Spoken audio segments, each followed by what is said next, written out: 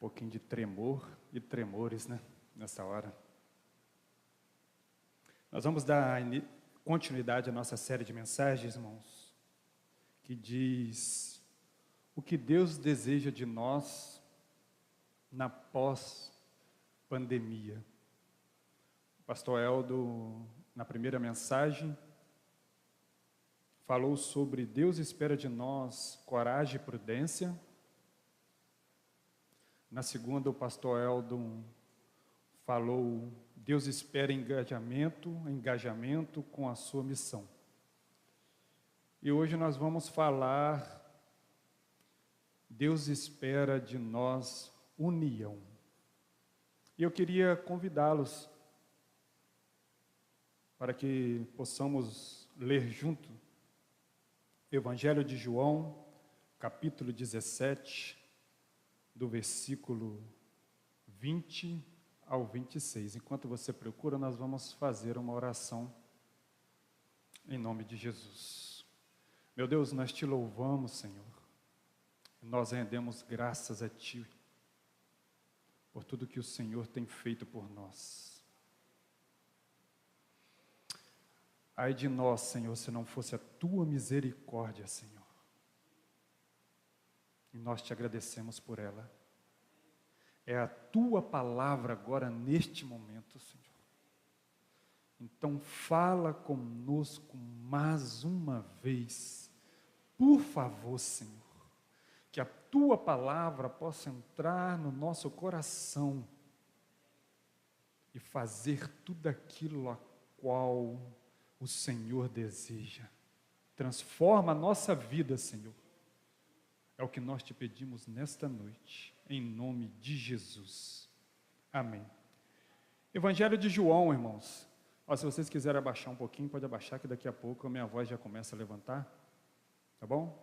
Pode ficar à vontade aí. Beleza?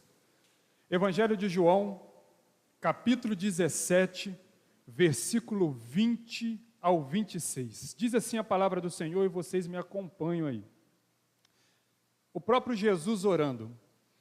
Minha oração não é apenas por ele. Rogo também por aqueles que crerão em mim, por meio da mensagem deles, para que todos sejam um, ó Pai, como Tu estás em mim e eu em Ti, que eles também estejam em nós, para que o mundo creia que Tu me enviaste, deles a glória que me deste, para que eles sejam um, assim como nós somos um, eu neles e Tu em mim, que eles sejam levados à plena unidade, para que o mundo saiba que Tu me enviaste, e os amaste como igualmente me amaste. Pai, meu desejo é que aqueles que me deste estejam comigo aonde eu estiver, para que vejam a minha glória, a qual me deste, pois me amaste antes da fundação do mundo. Pai justo, o mundo não Te conheceu, mas eu Te conheço, e estes reconheceram que Tu me enviaste, e fiz que conheceste o Teu nome, e continuarei a fazê-lo conhecido, para que o amor com que me amaste esteja neles, e eu também neles esteja. Oração de Jesus Cristo. Meus irmãos, qual o cenário aqui desta oração? Jesus está no cenáculo. Obrigado, Zé. Jesus está no cenáculo e juntamente com ele estão os seus discípulos. Ele já havia instituído a ceia e partido o pão. Ele já havia alertado que Judas o trairia. Jesus sabia que naquela noite ele seria preso, condenado à morte. Jesus tem apenas Alguns minutos antes de Judas chegar com os guardas e todo o tormento de Jesus começar. Então é nesse momento que Jesus busca refúgio e forças na oração. Quando a gente narra assim um contexto, parece até que o negócio vai dar errado, mas fica tranquilo.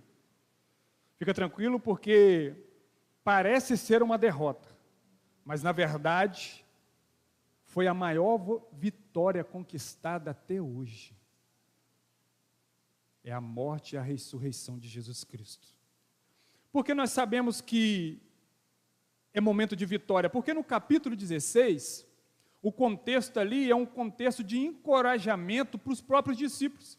E Jesus termina o 16 dizendo para os seus discípulos assim: olha, tem de bom ânimo,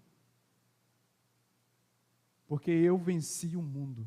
Então os discípulos estavam preparados, porque Jesus deixa claro para eles que todo aquele enredo que estava ali próximo a começar, Jesus já tinha vencido antes mesmo de passar por aquilo dali. Por isso que nós temos que confiar no Senhor e confiar na sua palavra, porque ela é real para nós. A Bíblia revela os desejos do coração de Deus para nós. Nela podemos encontrar os princípios que Deus usa para agir e se relacionar conosco.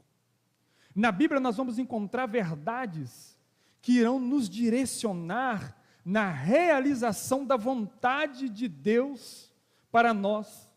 A oração feita por Jesus, no capítulo 17, já é um bom início para que nós possamos encontrar a vontade de Deus para nós. E nessa oração, no capítulo 17, eu já começo assim, identificando nela uma transparente preocupação de Jesus pela união que devia existir entre nós. É evidente nessa oração de Jesus. A unidade, ela não significa uniformidade.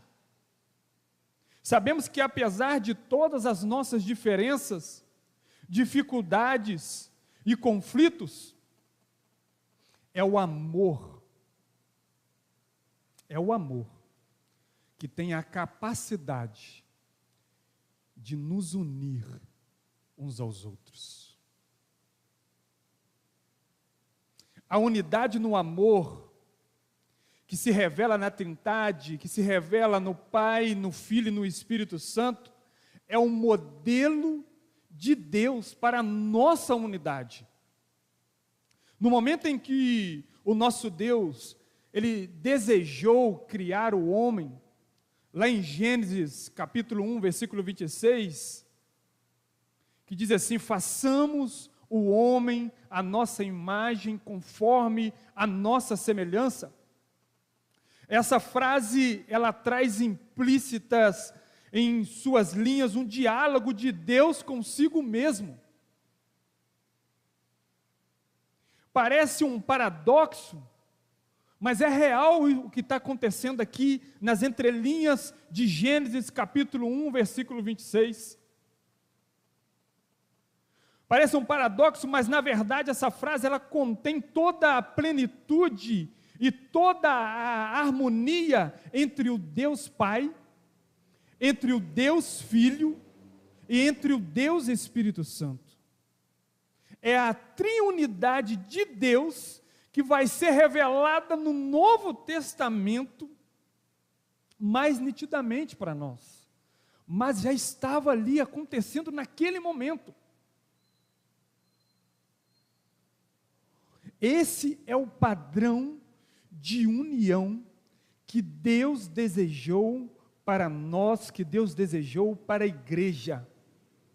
A harmonia na união entre Pai, entre o Filho e entre o Espírito Santo é maravilhoso, irmãos.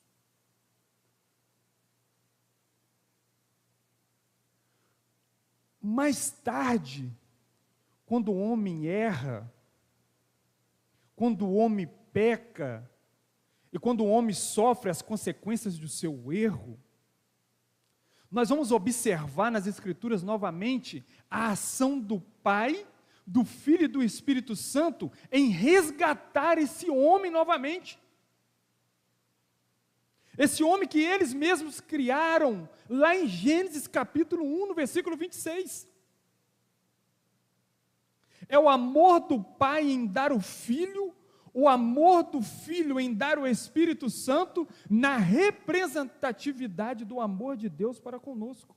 Por isso que João 3,16 vai dizer que, porque Deus tanto amou o mundo, que deu o seu Filho unigênito, para que todo o que nele crê não pereça, mas tenha vida eterna.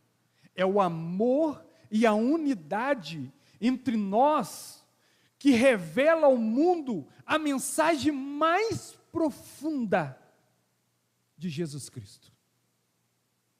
É essa mesma união entre Deus, essa mesma união entre o Filho, esta mesma união entre o Espírito Santo, é essa mesma união que o Senhor deseja de nós, como igreja do Senhor. Jesus procurou em seu ministério revelar ao mundo o amor do Pai aos seus discípulos. O mundo conheceria este amor e propósito através dele.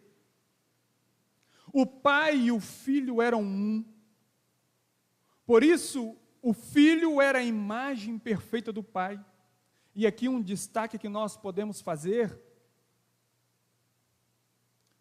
porque é nessa frase que nós encontramos a maior dificuldade para nós. Porque o nosso maior desafio é que o mundo conheça Jesus através de nós. Esse é o desafio meu e esse é o desafio de cada um de nós que estamos aqui nesta noite. Que o mundo conheça a Deus através de nós. Mas para que isso aconteça, é necessário sermos um com Deus. O próprio Jesus, no versículo 26 de João 17, ele vai dizer: e fiz que conhecesse o teu nome, e continuarei a fazê-lo conhecido, para que o amor com que me amaste esteja neles, e eu também neles esteja. Versículo 26. A oração de Jesus por unidade do seu povo demonstra que a unidade ela não é automática, mas é algo que deve ser buscado e desenvolvido com empenho e esforço. Um dos maiores desejos de Deus para nós é que estejamos com Ele e vejamos a sua glória.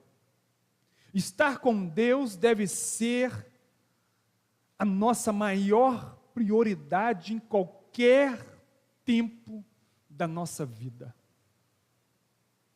E com base nisso, eu quero destacar alguns pontos essenciais para nós refletirmos neste momento.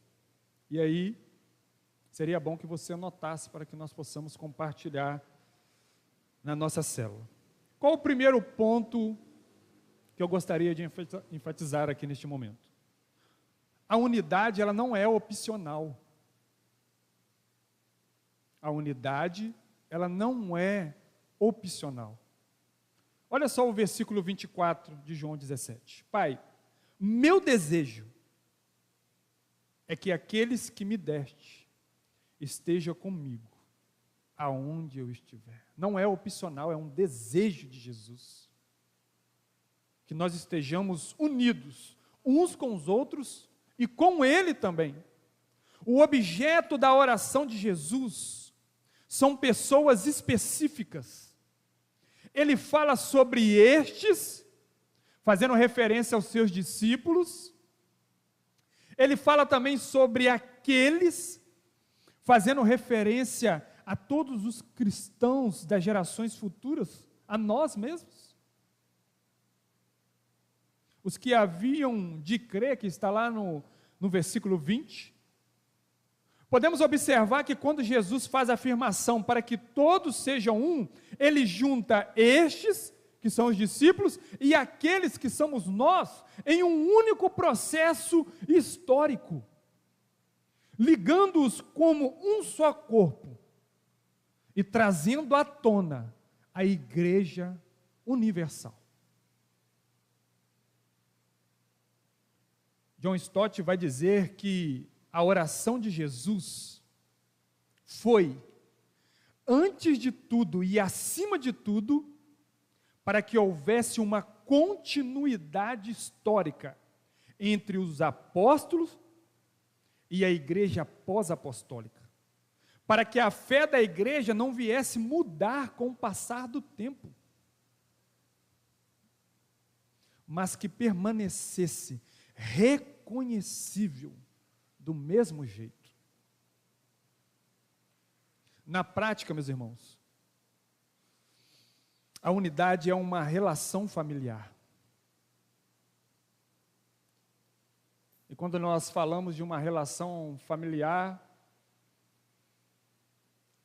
nós vamos lembrar de toda a nossa dificuldade, de todas as intempéries que nós passamos num ambiente familiar. Porque num ambiente familiar nós temos algumas desavenças, temos pensamentos diferentes uns dos outros, nem sempre pensamos iguais. No ambiente familiar, há às vezes discussões de vários assuntos. Isso acontece no ambiente familiar. E a unidade, ela nasce nesse ambiente familiar. Por quê? Porque por mais que nós, no ambiente familiar, seja na nossa casa, na nossa família ali, pai, esposa, pai, mãe e filho, ou seja, entre avós, primos e demais familiares, o que nos une é o sangue que corre nas nossas veias. Porque no ambiente familiar, além de nós, por certas vezes, temos as nossas desavenças, mas nós nunca vamos deixar de ser parentes, porque na nossa veia corre o mesmo sangue parentesco.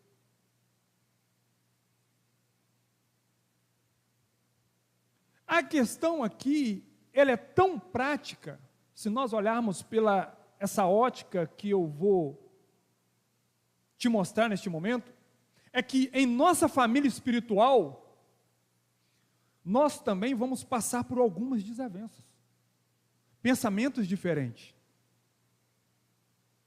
O irmão mais calmo, o irmão mais aquecido, o irmão que fala mais tranquilamente, o outro é mais áspero para falar, mas tem um detalhe na família espiritual, porque na família material o que nos une é o sangue que corre nas veias, na família espiritual é o sangue derramado na cruz do Calvário, que é capaz de nos unir como a família espiritual. E nós não podemos perder isso de vista, porque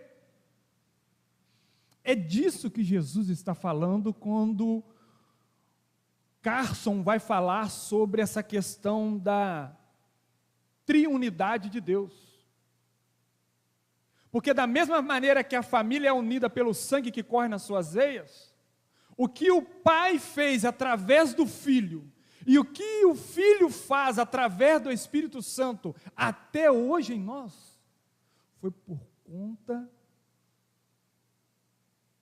do nosso erro, do nosso pecado, da nossa desavença, que muitas das vezes nós temos na família, só que lá no Jardim do Éden, rompeu o laço familiar, porque a própria palavra vai dizer que todos foram destituídos.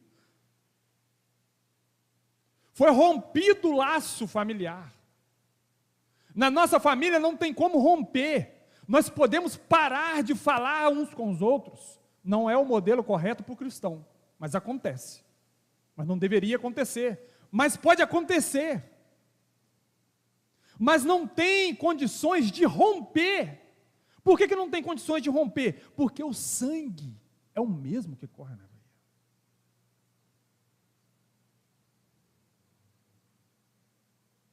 Então Carson vai dizer que no processo da criação do homem, quando o próprio Deus olha para dentro de si e tem esse diálogo do Pai, do Filho e do Espírito Santo ali naquele momento, é no momento que o homem rompe com o Senhor no jardim do Éden, se inicia então aquilo que nós vamos chamar hoje aqui da essência do sangue. Porque quando foi rompido lá, não havia um sangue para nos unir. Então, o pai envia o filho. Olha como é que o modelo é familiar mesmo, irmão.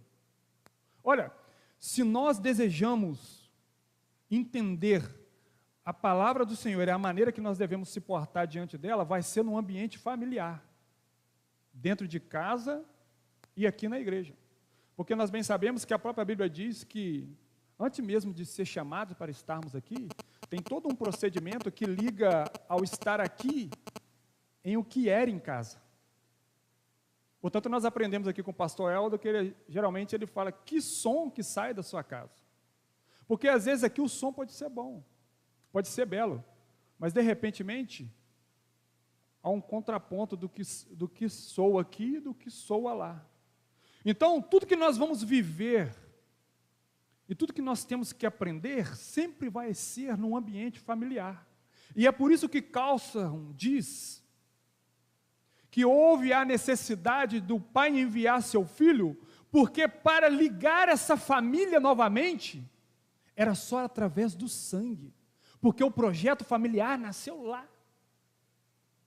Então Jesus morre na cruz, e a família começa a se unir novamente, agora não pelo sangue que corre na veia, mas também pelo sangue derramado na cruz do Calvário.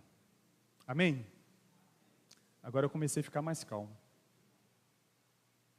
Graças a Deus. Parei até de suar. Meu Deus.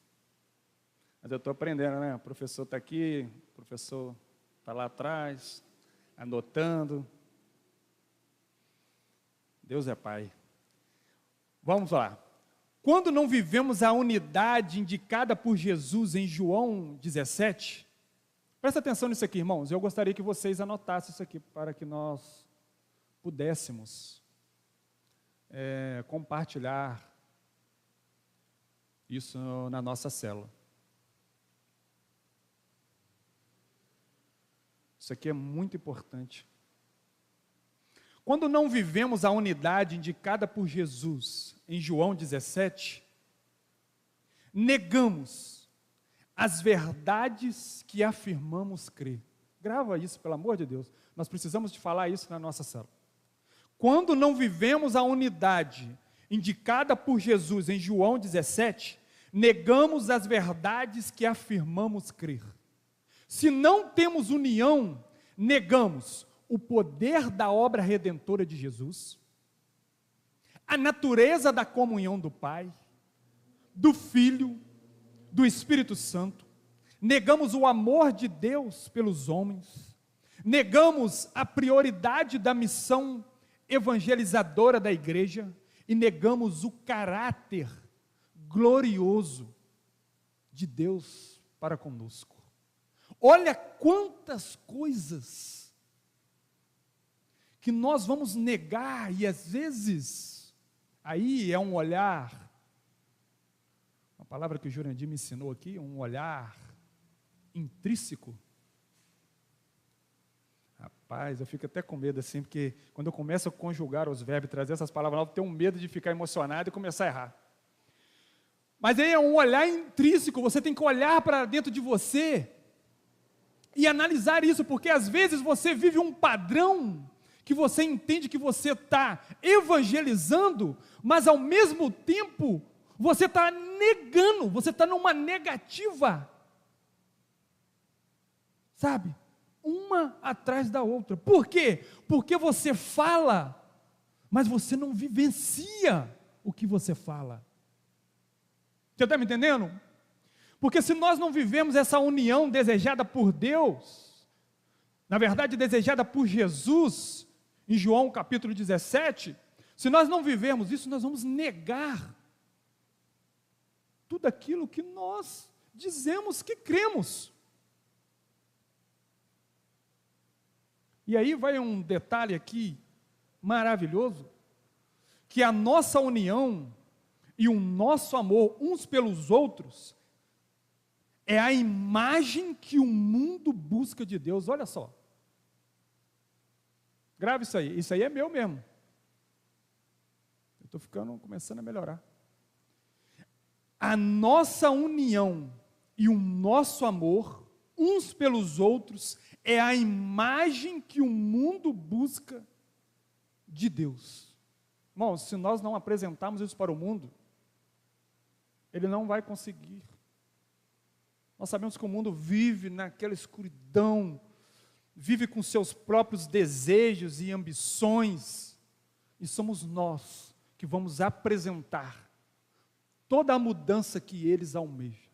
Está através do nosso amor uns pelos outros e da nossa união uns com os outros e com Deus. Não vamos mais desperdiçar o nosso tempo e a nossa energia, irmãos, lutando contra pessoas. Vamos nos unir e investir o nosso tempo na luta contra o pecado e contra o mal. É nisso que nós temos que investir. Não é lutar uns contra os outros, lutar contra as pessoas, lutar contra o vizinho, contra o amigo do trabalho. Não, não. Vamos nos unir e investir o nosso tempo na luta contra o pecado.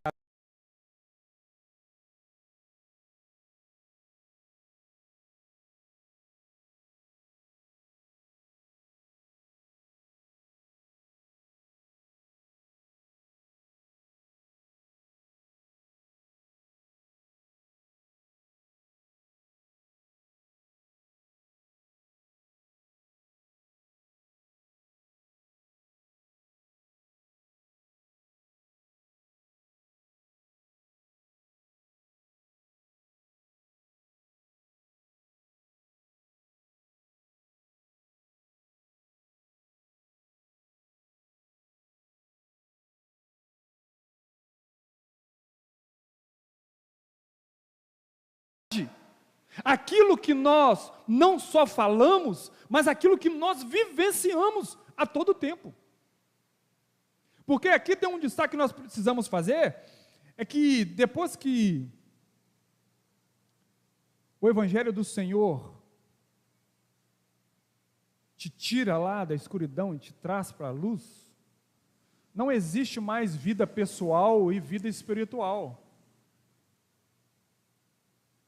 O sangue derramado na cruz uniu, de uma certa forma, a vida material, a nossa vida normal, cotidiana, com a vida espiritual. Não existe duas vidas mais, é uma vida só.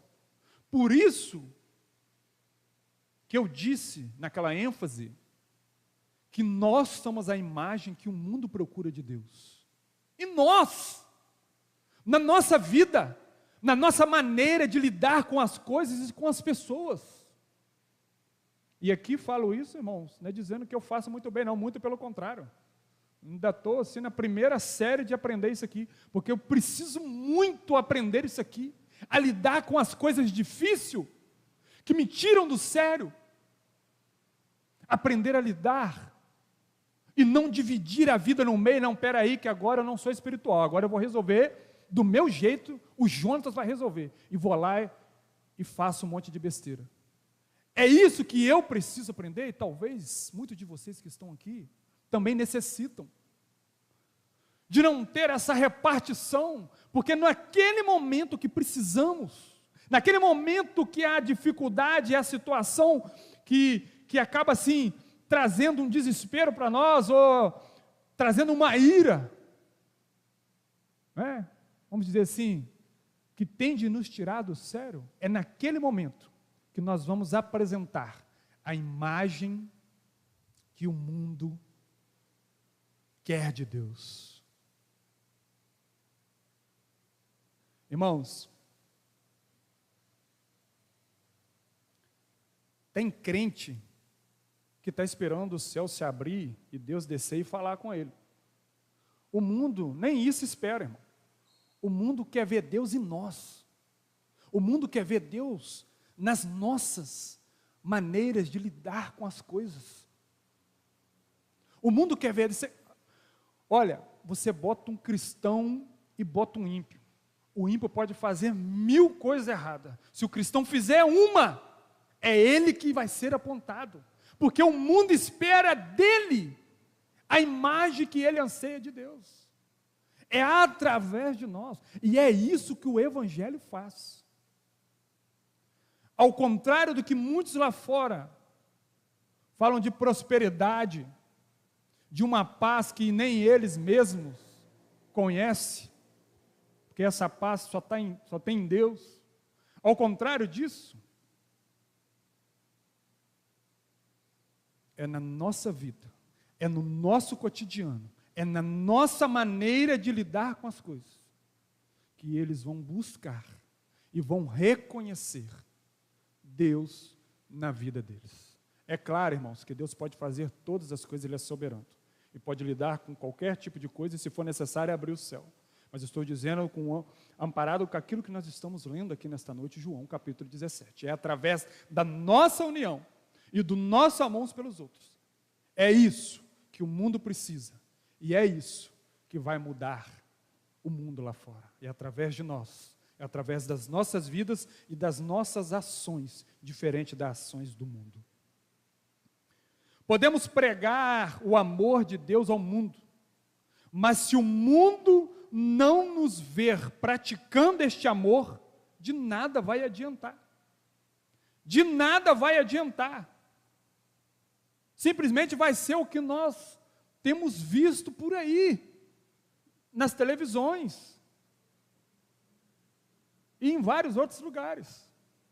Fala-se, e fala-se muito bem, mas não vive. É isso que nós temos que buscar no Senhor. Observe comigo o versículo 22, se você tiver com a sua Bíblia aberta. Olha só o que o Senhor fala.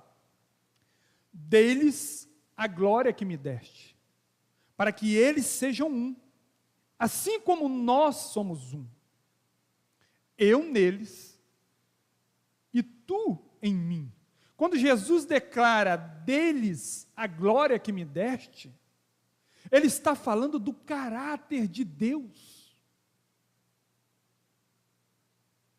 É o caráter de Deus envolvido no Evangelho de Cristo, recebido por nós em nosso coração e feito a transformação, a qual a palavra é capaz de fazer.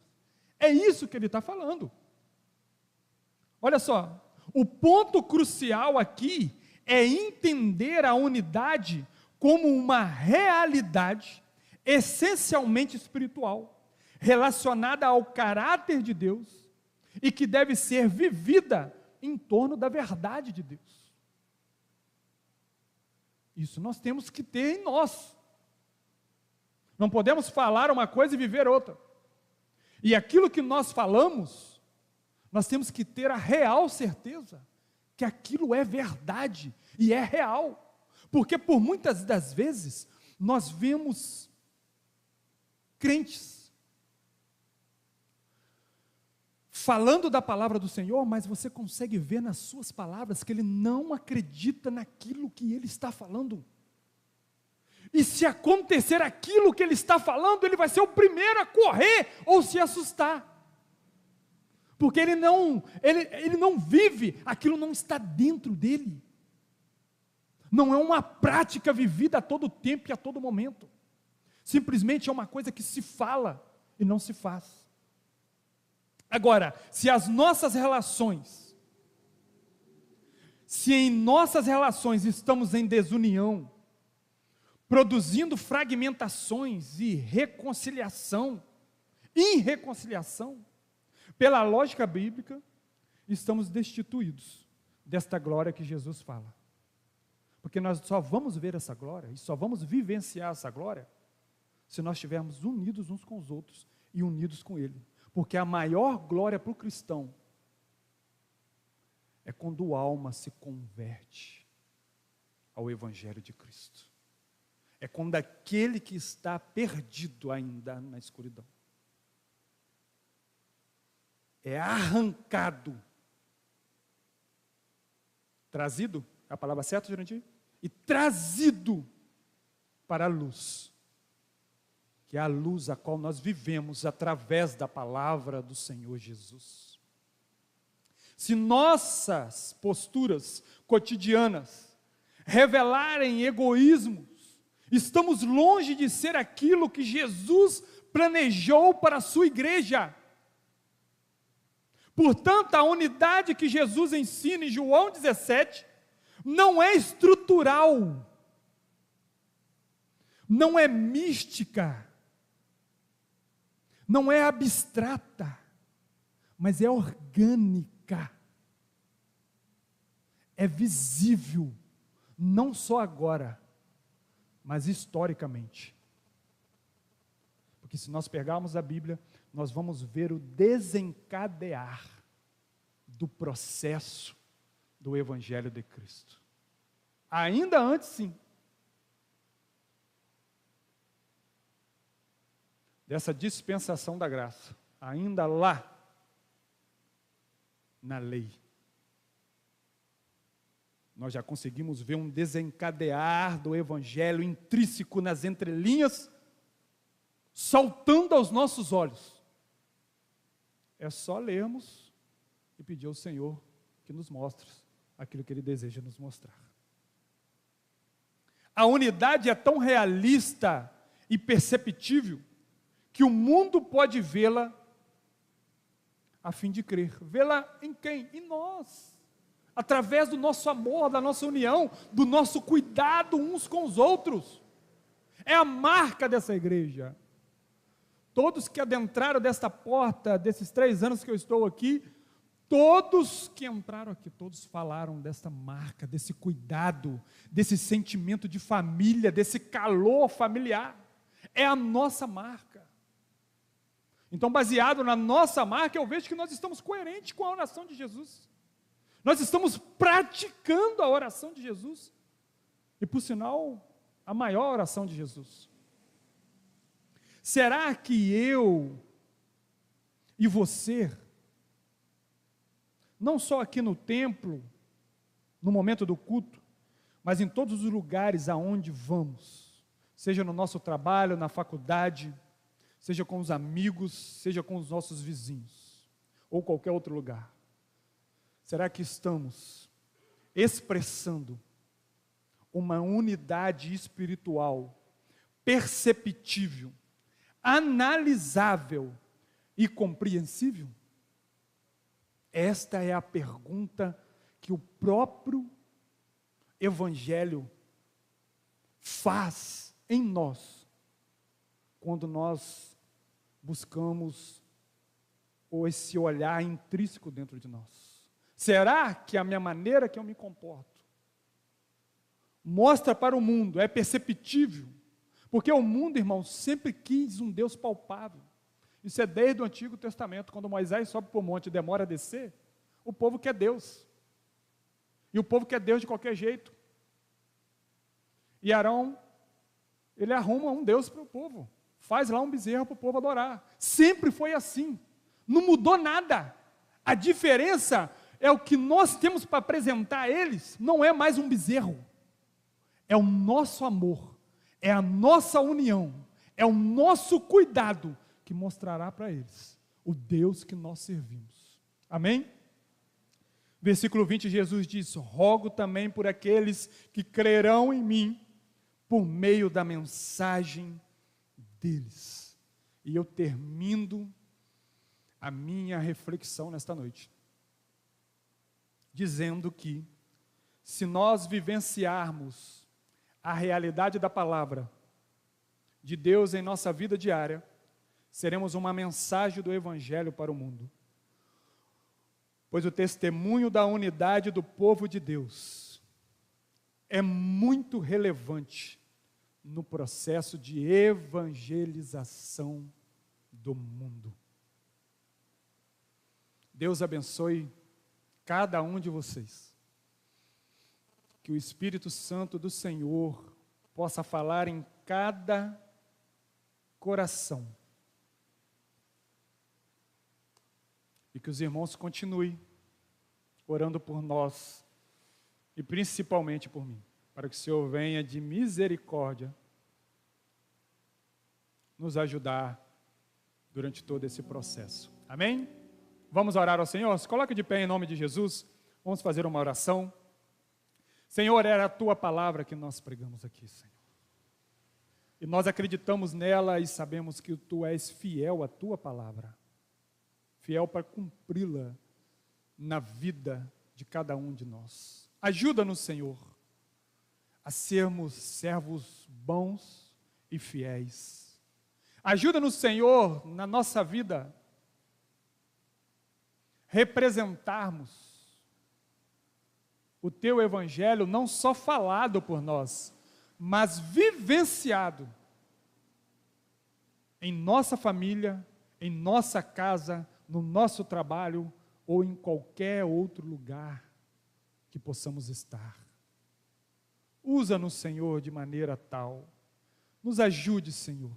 Nós oramos em nome do Seu Filho amado Jesus. Amém. Deus abençoe os irmãos.